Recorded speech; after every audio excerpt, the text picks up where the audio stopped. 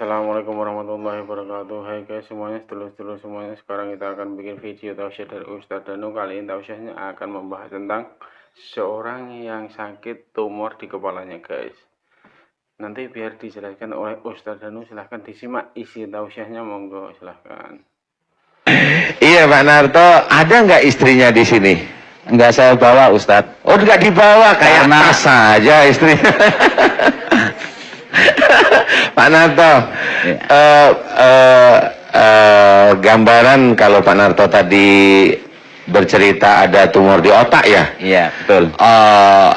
Kalau di MRI atau CT scan itu sebelah mana tumornya? Sebelah kiri, kanan, tengah, belakang? Belakang kiri. Belakang kiri. Iya. Oh ya. Kalau otak belakang kiri, saya mau memberikan salah satu gambaran dulu, kemudian baru solusi ya. Iya. Gambaran kalau yang terkena itu tumor pada otak belakang kiri. Kalau otak daerah sebelah kiri, biasanya ini cenderung kejengkelannya sering muncul, cenderung ya.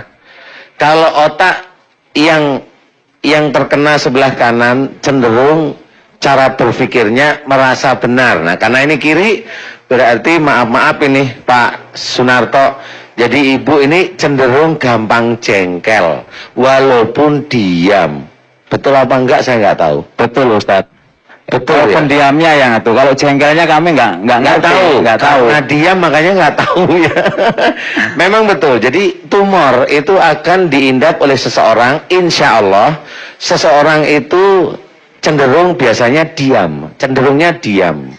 Kemudian kalau itu di dalam otak berarti diam tapi berpikir plus jengkel. Jadi sehari-hari kalau melihat sesuatu nggak cocok itu diam tapi jengkel.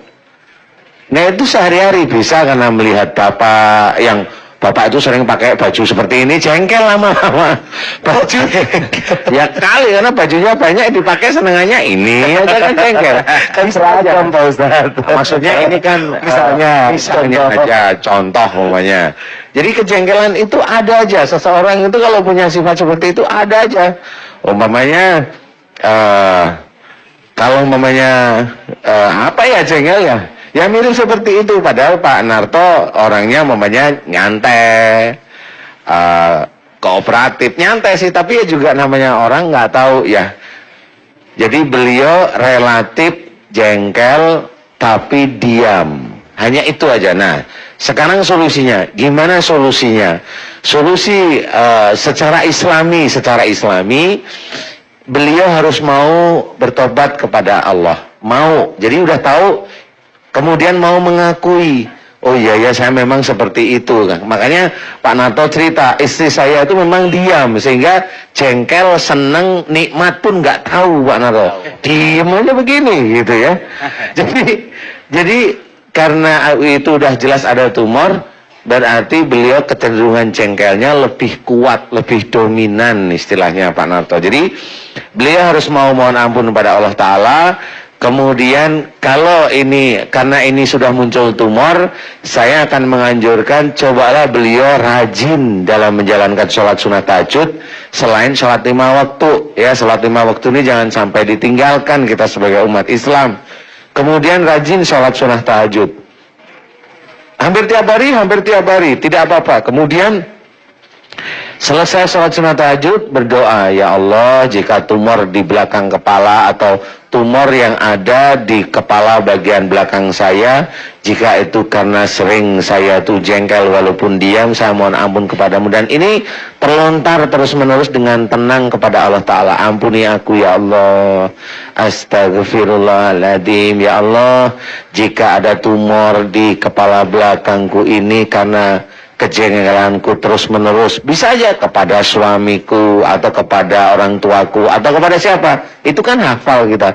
Aku mohon ampun kepadamu ya Allah, astagfirullahaladzim. Doa seperti itu dengan tenang, serius. Kurang lebih kalau mamanya berdoa ya setengah jam. Kemudian terakhir doa, mohon disembuhkan. Ya Allah, aku mohon agar engkau kecilkan tumor di kepala belakang dan engkau berikan kesembuhan pada diriku. Amin. Cukup. Kemudian besoknya Mulai belajar untuk tidak jengkel, banyak senyum, tapi juga jangan senyum sendiri.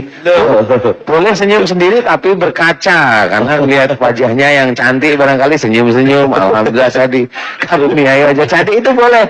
Tapi kalau di depan tembok senyum sendiri ya ketahuan lah. Ada masalah yang lain tuh pasti. Ada masalah yang lain pasti, gitu ya. Tahu ya Pak Narto ya? Insya Allah, insya Allah. Insya Allah ya. Kemudian Pak Narto boleh boleh ikut membantu. Jadi Bu, udah mulai sekarang saya juga ikut membantu.